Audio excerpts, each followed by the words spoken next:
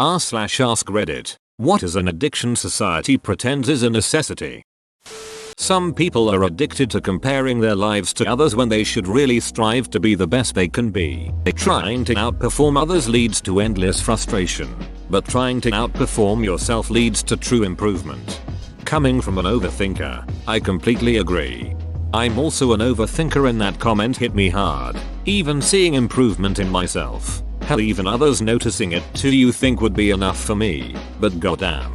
I hate that I am stuck always composting myself to others that are better. It's so damn hard to shake. The frustration, disappointment, self-loathing, hate it. Wish I could just not have those thoughts and constant comparisons. Used to never happen. In my circle sometimes I used to be the best person at fill in the blank. Now with the internet being so prominent, comparing yourself to hundreds of thousands of others is fucking depressing. I need to start meditating regularly again. I always strive to outperform myself and improve, and I do. But the horrible thoughts of there always being people who will forever be way better than I ever could at something just destroy all of my pride. Staying up late and waking up early. Felt this one. It's 2:00 AM in my time zone. I have to wake up in 5 hours. I know that, yet I'm not going to bed. 24 hours cable news. Anyone else here old enough to remember Paul Harvey? For decades, people heard his voice on the radio and thought of him as the voice of America. He was immensely popular and was constantly courted to write newspaper columns or have a daily TV show. He maintained that was difficult, if not impossible, to write interesting content on a daily basis and it would lead to false content. I can't say that he was wrong. The rest of the story. Yeah, Paul Harvey was a genius and sorely missed. Social media. My Facebook got hacked, basically phished, and they haven't let me back in yet even though I followed Facebook's own policies for getting access to my account again. It's been several days now so I was thinking, shit, I'm gonna have to make a new account. And then I realized, no I don't. I don't really miss it at all. Social media especially on one's phone. Having social media on a phone is possibly worse than having a social media account in the first place, because if it's on your phone there is no stopping you from checking it, which feeds into that addiction. Working overtime and doing more work than the job description entails. No need to pay overtime if you're salaried. Just stay until 9 and cover for the people we had to cut due to COVID. That's the motto where I work. This makes me so angry because this is so close to my life. Swamped because 2 key players in my area are gone due to COVID restructure and riff and we're supposedly fully staffed.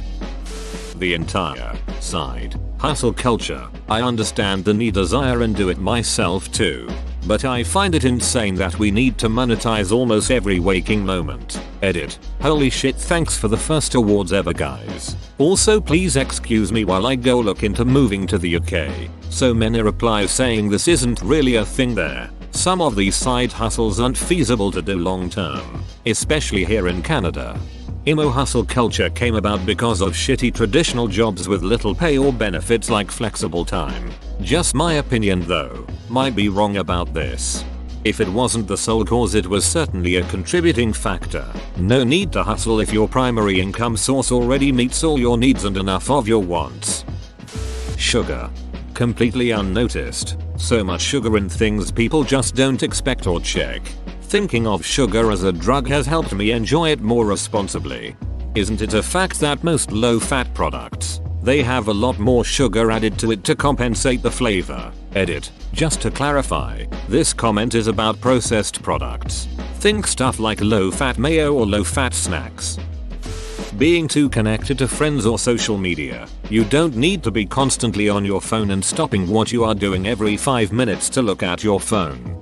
Friends are great. Spending time with friends is great. Seeking validation every 5 minutes from virtual acquaintances you don't care about is the opposite of great. Yes, I realize I'm saying this while literally trying to impress strangers on Reddit. The irony isn't lost on me. Even so, it's not that social interaction is bad. It's just that the virtual kind is often of such low quality that you'd be happier doing something else.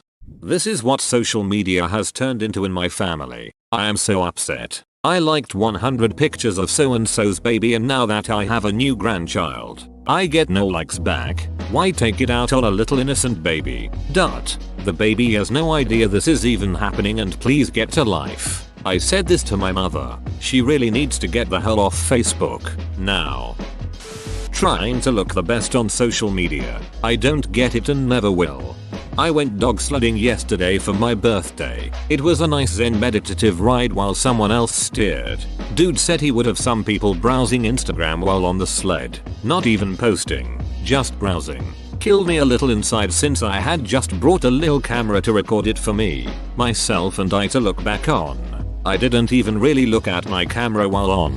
Just held it and admired the beauty around me while I hoped there was something being captured for future me. He was obviously speaking with some salty undertones about the social media addicts edit. Call me a hypocrite, that's fine. I guess I am perhaps. Imga.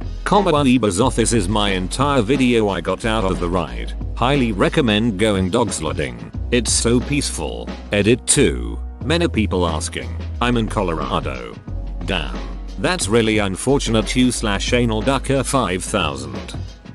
Having to upgrade your electronics every couple of years. If phones had replaceable batteries like they used to, a lot more people would keep them longer. It's insane that the lifespan of your phone is limited to the lifespan of your battery. Seriously though, a battery replacement makes a phone almost feel brand new. When I swapped over to a Galaxy S8 from an iPhone 6 almost 4 years ago, I gave my iPhone 6 to my partner's mother as she had an iPhone 4S at the time. The iPhone 6 was going a little slow, but she paid about $70 NZD for a battery replacement, and suddenly the phone was almost as good as new. Sped right up and everything. Consumerism. I recently started trying to be more mindful of how I spend random money. I didn't realize I was buying something almost every day of the week, and some of it is just stupid stuff. I went to the store to buy tofu for a recipe. Then I left the store with $30 of crap I didn't need and forgot the tofu. Same. I recently learned how to shop online when the lockdowns happened. I could not believe how much I spent in 2020 in online purchases. Decided to curb it in 2021, which surprisingly, I ended with money still in the bank as opposed to 2020 where I already spent my Christmas bonus even before I got it. Working extra hours for free. The organization will gladly let you work for free but absolutely shouldn't do it. Source: team leader that protects my team from this. Oh, it's only 15 minutes. I don't mind, I don't care. Put it on your timesheet and I'll authorize it. You worked it. You get paid for it. My previous boss basically said that I have to see it as an investment and that I'll see it back later in some form or another. Never happened. Go figure. Working oneself to death edit. This comment blew up way more than I ever expected. Thank you all for the upvotes and awards. One of my favorite related quotes: you'll never hear someone on their deathbed say they regret they didn't work more at it. There's a lot of replies of examples that disprove this quote. It could be interpreted in many ways, but what I mean is in regards to working oneself to death specifically. Same job, constant OT, working on days off or while sick, etc. Regretting not getting an education, or working your way up in a career is different. I think we've all had those relatives who'd tell us at young ages to go to college because they regret never going. We should always strive to accomplish more. Caffeine. Sugar. Yes, everything in the US is so sweet. Your bread tasted like cake. And expensive weddings. That shit is not normal. Because of COVID, my 2020 wedding had to be postponed, along with all of the vendors and banquet hall. When our new date came around, 2021, my then fiancé and I decided that the most important thing was that our marriage was certified. We had our ceremony on our new date, cancelled all of our vendors except for our photographer and videographer, and spent the day with our closest people. And by the time 5:30 came around, we cut into our homemade cake while wearing track pants. I wouldn't trade our day for the world. Edit. Thanks for the awards, kind strangers. I'm reading lots of comments about how others did the same thing, and I'm glad we're not the only ones. Being Italian Canadians, Weddings are a huge deal with 200 plus people invited. Looking back though, I'm glad we did the low-key thing and put the money we saved into our house and Furby. Great choice. Spending money doesn't necessarily mean a good time. Sounds like you two have your act together already. Good luck. Unlimited growth. In fact, Netflix stock tanked as a result of new subscriber growth slowing, since most Americans that would want a Netflix account already has one. And they actually made a profit, just not enough of a profit for Wall Street. Always buying anything that is new, exciting, better. What a crock of shit. I'm going to screenshot this comment and sell it as an NFT. NFT stands for no duckin' thanks. Alcohol. I'm so tired of people telling me I'm not living my life cause I don't drink. Living in Wisconsin, the state that has alcoholism as a state pastime, I get a few weird looks every so often when I tell people I don't drink. I have an entire family tree of my mom's side that drank themselves to death. I'm good fam. Alcoholism runs on both sides of the family, and they all turn into a-holes when they get drunk enough. When I tell people I don't drink, they argue with me like I've just insulted their mother. So I fall back to the history of alcoholism in my family, and everyone tries to convince me I'll be different. Anything to validate their own drinking, I guess. Consuming alcohol edit. Thank you kind stranger for the award. My first one ever. Woo. Yep. COVID fueled a spike in heavy drinking. Hey, if keep my blood alcohol level high enough at all times it sterilize my blood so I can't get COVID. Having people validate you. Edit. My comment became what it sought to call out. I don't know if I'm proud or ashamed. Thanks all anyway. Kinderflicker edit. Well, it only makes sense for me to make claims backed by evidence, correct? Relationships. It is okay to be alone.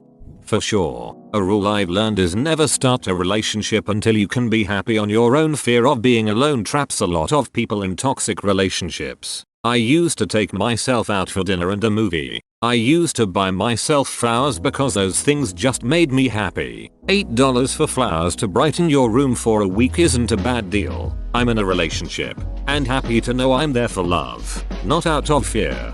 Yup, I used to eat at restaurants alone, and when I told people that they gave me a weird look. But what's wrong with eating alone? You can take your sweet time and leave whenever you want. Weed. I'm a former stoner and honestly my life is much better sober. Yet so many people act like smoking weed all the time isn't really that bad and it's basically medicine. Nah fam, you're emotionally dependent. I still smoke occasionally but I don't miss weed being an everyday thing. Edit. My first gold. Thank you edit 2. Just to be clear, I'm not saying weed has no medicinal value whatsoever. I'm more poking fun at people who have a dependency cause it feels nice and using its medicine as an excuse to feed their habit. Was a full-time stoner too. Guess we had to go through it to see it on the other side. There's this drug culture of getting ducked up and being self-depreciating. Knowing there's something emotional that needs tending to but deciding to tell other people that they'd rather just smoke because there's something stoic about battling with their issues. People thinking it's necessary to smoke so much. Telling people how much they smoke. I always stayed high but I'd take a hit maybe every 30 minutes or so. It's really all you need. Anybody going off about their habit was as annoying. I used to get high pretty often but for some reason it started making me paranoid. So I just stopped. And I don't really mind. My lungs are happier for it. And my brain is a little bit clearer. Sometimes I feel like I'm missing out. But my bank account is better for not smoking. Alcohol. I'm a doctor and when I ask if someone smokes they say no. Smugly. When I ask if they drink, they gush and joke about how happily they do so. Alcohol is pretty much the worst drug emo. It's devastating. My wife is a recovering alcoholic and we used to fight about it a lot. I finally told her I wouldn't mention it ever again as long as she told her doctor the actual number of drinks she had a day. You think I'm overreacting? Tell your doc. If she says it's fine, I'll shut up. Of course she came home looking queasy with a script for naltrexone and a stack of pamphlets. She didn't believe it was that bad. Alcohol is absolutely devastating. How many drinks was it? Don't mean to get personal, but the answer can put it into perspective for the drinkers out here. Porn. As someone who struggled with this in my late teens and 20s, I completely agree with this. I joined an online community for my recovery and it was heartbreaking to see the stories of people, young and old, whose lives had been ruined by this addiction. I bet this is way more common than we know too. Most don't get help or even know they have a problem. Obsessing over celebrities' personal lives. I don't give a duck who's dating who had a baby, who got divorced, etc. And I don't understand why anyone else does. Am I getting old if the trash magazine covers are mostly about divorces of people I've never heard of? Being in a romantic relationship, it feels almost like you need to be in one or you're lonely. I have multiple degrees. I've won plenty of track and field medals, honor society awards, etc. But my mom never looked half so proud of me as the day I brought a BF home.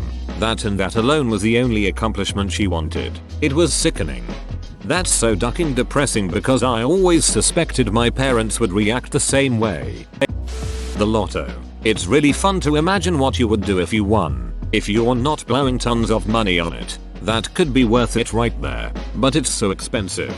And your chances are like 0.0001 of winning something you can retire with. Cell phones. Constantly having it nearby. Checking it all the time. Having to be available 24/7 in case someone tries to contact you. As someone who has this addiction, it's really not healthy and adds a lot of unnecessary stress to my life. Being on social media, it's not entirely your fault. Social media is literally designed to be as addictive as crack. Constant profit. It's called greed, and not only unnecessary but is extremely dangerous. It is not sustainable. Edit. A word. Constant political updates. Debt. Fast unhealthy food. Being a fully grown adult who knows exactly what they want to do and how to do it as soon as someone turns 16-18. Coffee. Getting stuff delivered ASAP. Hustle culture. This rampant idea that everyone needs to be an entrepreneur is just annoying. People need to take a break and chill.